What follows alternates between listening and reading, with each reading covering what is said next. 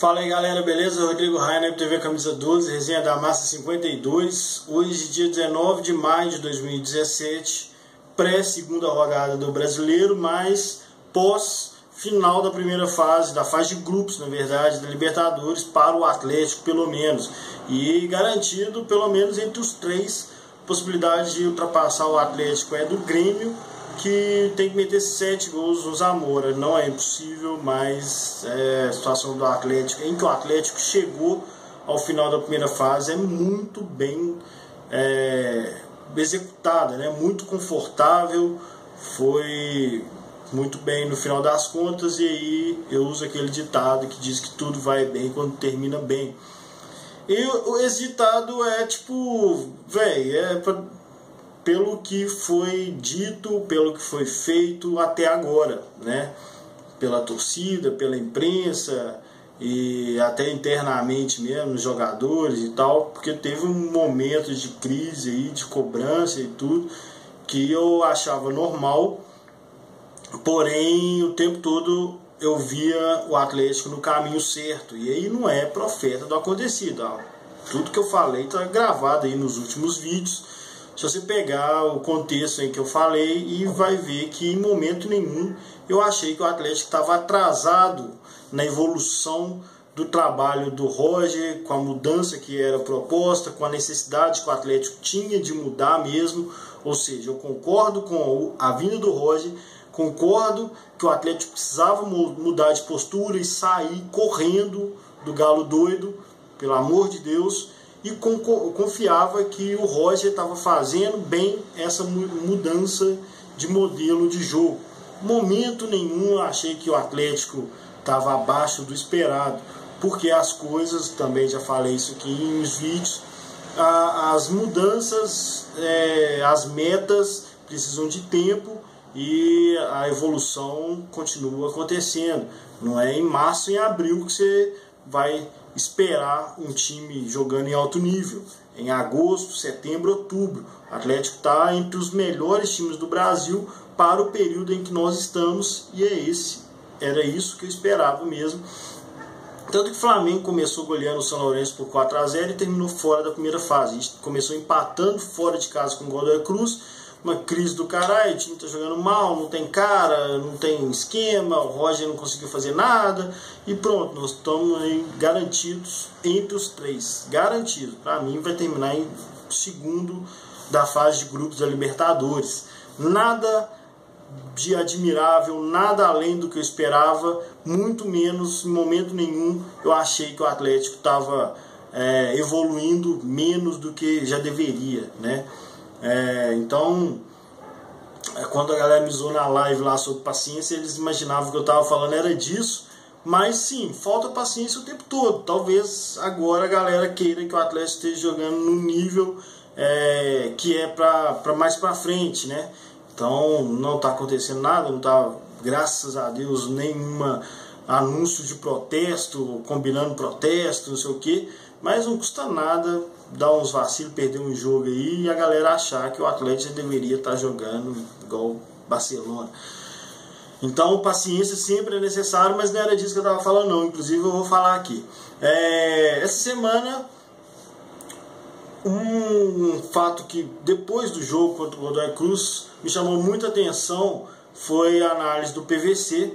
E a gente até falou na live que o pessoal lá não assiste os jogos do Atlético, né? Então eu faço aqui as análises, o pessoal do Camisa 12, da Web Rádio Galo, as rádios aqui e tal, a galera fala do Atlético no dia a dia e a gente consome, e eu acho que tem que consumir mesmo, porque os caras entendem muito de futebol, mas quando eles falam do Atlético, mesmo sendo os fodão, os pica, como é o PVC, às vezes eles cometem alguns equívocos, né? O PVC, por exemplo, disse que conversou com o Roger e perguntou ao Roger sobre a mudança de convicção do Roger, se o Roger estava lidando bem com essa mudança de convicção do trabalho dele em relação ao que ele fazia no Grêmio, porque o Grêmio jogava sem centroavante fixo, e aí o Atlético, quando o Roger chegou, tinha 3 centroavantes, ou seja, o Roger não mudou a filosofia, não é que o Grêmio era daquele jeito pela filosofia do Roger, é porque o Roger fez o que dava para fazer naquele time do Grêmio. Então agora jogando com centroavante fixo e às vezes até 2 centroavantes, quer dizer que o Roger mudou a convicção dele, porque a condição é completamente diferente, o elenco é totalmente diferente, as características de cada jogador são diferentes, e o Roger não está mudando a convicção, ele está implantando a filosofia dele de futebol nesse elenco do Atlético. Outra coisa que o PVC falou, ele até corroborou, né, confirmou um elogio que eu faço ao Roger há muito tempo, que é o Roger modificar o jogo durante o jogo, né? Ele faz alguma intervenção que ele consegue dentro do jogo mudar completamente a situação e a proposta do Atlético. Só que o PVC falou que isso aconteceu a partir da final contra o Cruzeiro, que é quando todo mundo prestou atenção no Atlético.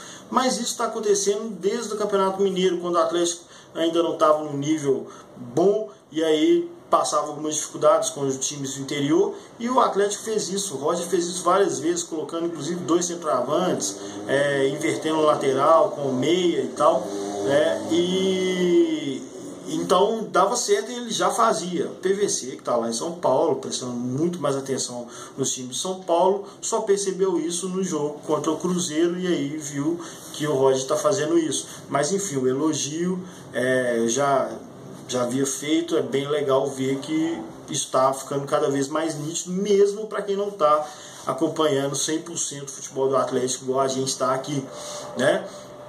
E aí, outra coisa da imprensa de São Paulo, né, do eixo, que eles destacaram do que o Roger falou, uma frase que ele falou na entrevista dele, que eu achei fantástica.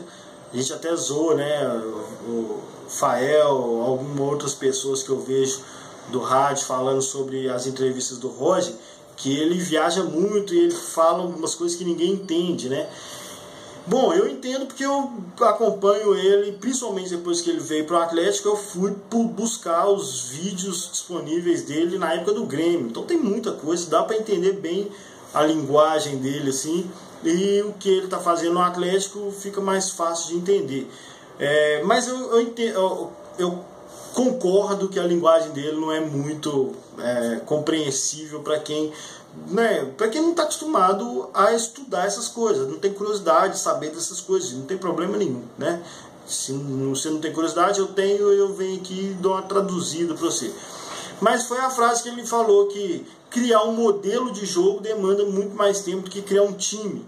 E aí depois ele seguiu explicando isso, né? Na verdade a resposta dele era uma pergunta do Léo Gomit, que falava, se comparando com a estreia contra o Godoy Cruz e agora o final da fase de grupos da Libertadores contra o Godoy Cruz, a diferença entre os times, o que você acha que evoluiu, né? Entre um jogo, o primeiro e o último jogo da fase de grupos. E aí ele falou isso, eu já sabia que ia demorar, porque criar um modelo de jogo é diferente e demanda mais tempo do que criar um time. Criar um time, que ele quer dizer, é falar, olha, eu tenho tais jogadores, eu posso explorar esse aqui do Marcos Rocha, posso explorar a força do Rafael Moura, posso explorar a velocidade na saída do Elias, posso explorar a inteligência e o posicionamento do Carioca, a adiantação, posicionamento e até bons passes do Gabriel, enfim. Então ele quer dizer que ele formar um time de 30 jogadores, ele pega lá os 11 que ele acha que são os melhores e coloca para jogar. E aí ele continua falando que isso faz com que na falta de um jogador, isso vai cair muito, porque você vai colocar um outro que não era escolhido anteriormente e não tem as competências que o cara titular tem e talvez não tenha sido desenvolvidas no treino. Então você tira uma peça, coloca outra, pode mudar o time completamente para pior. E quando você cria um modelo de jogo, uma filosofia de jogo, você ensina todo mundo a correr do mesmo jeito, todo mundo você indica para todo mundo as melhores opções quando estão com a bola, quando está sem a bola, atrás de quem correr, marcar quem, a quem procurar quando está com a bola, quem que está sem a bola, né? Quando a bola está com o Atlético, Você não é o cara que está com a bola. Então onde você tem que aparecer, para onde você tem que correr para receber a bola, para puxar a marcação. Isso é quase fundamento, é quase ensinar a bater na bola. E o treinador faz isso, né? Quase ensinar a cruzar, quase ensinar a cabecear. É um nível acima de fundamento. É posicionamento, movimentação. Então, o que o Roger está dizendo de modelo de jogo é que ele ensina modelo de jogo. Ele ensina para os jogadores o que ele espera de posicionamento quando está sem a bola, quando a bola está vindo contra a defesa do Atlético pela direita, contra a defesa do Atlético pela esquerda, pelo meio, lançamento longo, ou quando o Atlético está atacando pela direita, pela esquerda, com meia, com ponta, lateral apoiando, para onde cada um tem que correr, o que cada um tem que fazer. Às vezes o cara que na defesa não dá bote, não dá carrinho, não vai para cima, mas ao invés dele ir no cara que está com a bola, ele vai e acompanha um cara que iria receber a bola e faz o cara que está com a bola ter que escolher o outro, ter que virar o corpo, ter que recuar a bola, porque quem está nele vai ver que ele perdeu tempo olhando, está marcado, vai lá e ataca ele, quebra a opção dele. E aí ou ele vai forçar um lançamento lá para um atacante no meio dos zagueiros, ou ele volta o jogo e recomeça. Ou seja, funcionou. O cara está marcando, não foi no cara que está com a bola, só acompanhou um que iria receber a bola, funcionou. Isso é a filosofia de jogo, o modelo de jogo que o Roger está ensinando para todo mundo. E aí ele diz que quando isso é assimilado pelos jogadores, demanda tempo, porque um entende logo de cara, o outro não entende nunca, o outro demora muito para entender, o outro tem que ir para o banco para ver de fora funcionando para entender. E aí ele fala que quando isso funciona, se você trocar uma peça, ela não vai interferir tanto no desempenho do time, porque é lógico, cada jogador tem competências específicas que fazem muita diferença, que é o tal da competência individual, né, da jogada individual, enfim, vai mudar. Mas não prejudica tanto porque os fundamentos de marcação, de ataque, de posicionamento e movimentação são iguais. O cara que entrou, mesmo não tendo a velocidade do titular, não tendo o passe do titular, a inteligência do titular, nesses fundamentos ele vai fazer igual o titular faz. Ou seja, isso é muito mais importante do que ter 11 titulares, que é o que eu sempre falo aqui. Eu não gosto dessa ideia de ter 11 titulares fixos. Então o Roger explicou isso, e é isso, foi destaque na imprensa paulista aí dos grandes analistas do futebol, falando inclusive que precisa mesmo disso, só que isso demanda tempo, e no futebol brasileiro quase nunca tem tempo. E o Roger, por falta de paciência da torcida, no momento em que estava tudo certo, você não acha que está tudo certo, você acha que tudo bem perder? Não, não acho tudo bem perder. Eu esperava que nessa fase não estaria tão bem. Então, para mim, não foi um absurdo o perrengue que o Atlético passou. Mas a galera acha que tem que demitir, tem que trocar, senão vai perder o ano e tal. Para mim é o contrário. Perde o ano quando não deixa esse trabalho continuar para ver o que vai dar. Porque definitivamente 3, 4 meses não é tempo suficiente para se analisar um técnico. Por mais que você seja pica de entender de futebol, não é tempo suficiente. Mas a galera faz esses alardes aí. E aí, graças a Deus, dessa vez o Roger foi mantido. E menos de um mês depois já estava todo mundo convicto de que era ele mesmo, que tinha que continuar mesmo, que bom que continuou, né? Vai entender, cabeça de torcedor. E aí, velho, também sobre isso, né? Falando de peças, né? Pegando esse gancho aí, tem essa questão da inscrição da Libertadores. E aí o Roger pediu o Marlone, o Roger Bernardo já está chegando desde o começo do ano, mas nós perdemos um lateral. Então, a terceira vaga aí, na minha opinião, tem que ser necessariamente para um lateral. E aí, o Roger pode entender que se vier um jogador de ponta, né? Porque eu nem acho que o Valdívia seja. O Valdívia é meio uma aposta, assim. Mas ele é muito bom. Então vamos supor que venha o Valdívia, ou outro melhor que ele. O Roger vai falar, pô, agora 3 vagas, 4 jogadores. Um lateral que nem chegou, Alex Silva talvez. Mas tem 4 necessidades de colocar no time e só 3 vagas para Libertadores. Então o Roger pode pensar, pô, as 2 convicções que eu tinha anteriormente, que era o Roger Bernardo e o Marlone, eu vou ter que abrir mão delas, porque os caras, um é mais necessário e o outro é bem melhor, né? Por necessidade lateral, uma possível contratação que seja bem melhor que o Roger Bernardo e o Marlone. Então ele pode abrir mão de um dos dois. Ou ele pode falar, olha, eu não tenho um lateral, mas eu tenho um cara no meio, um volante, que consegue fazer naquela filosofia que eu estou falando, de posicionamento, movimentação, não sei o que, ele pode fazer o que eu espero de um lateral direito. Verdade que não tem o passe do Marcos Rocha, a inteligência do Marcos Rocha, a experiência do Marcos Rocha, mas quebra o galho. Então eu não vou trazer ninguém para lateral e vou usar um cara que já está treinado, já assimilou a minha filosofia para jogar na lateral, e alguém eu coloco para compensar a parte técnica do Marcos Rocha. Eu acho perfeito, eu acho, tá ok, confio que ele consegue fazer isso, beleza? Mas acabou que o Valdívia, né, já esfriou a porra do negócio. Lá na live, quarta-feira, eu falei negócio de paciência, que a galera, você tá achando que paciência agora, tá tudo bem, ninguém tá reclamando de nada. Bom, eu tava falando justamente disso. O elenco tá muito fechado, entendendo o trabalho do técnico, assimilou pra caralho, tá elogiando o técnico. E aí, do nada, aparece uma notícia que ninguém sabia no momento, né, se era verdade, mas que falava de uma troca de algum jogador pelo Marlone, pelo Valdívia, e aí citaram o Michael Suel, ou seja, era boato até então falando do Michael Suel. O que a torcida fez, né? Tipo, não, Michael Suel não, manda fulano, manda outro, e começaram a apontar um monte de gente do elenco que tá aí, que tá pronto, que tá jogando, que tá bem, para falar, não, Michael Suel não, então manda fulano. E aí eu falei, pô, gente, o negócio é um boato ainda, não precisa ficar escolhendo jogador, que, né, sugerindo, porque quem escolhe não era a gente de qualquer jeito.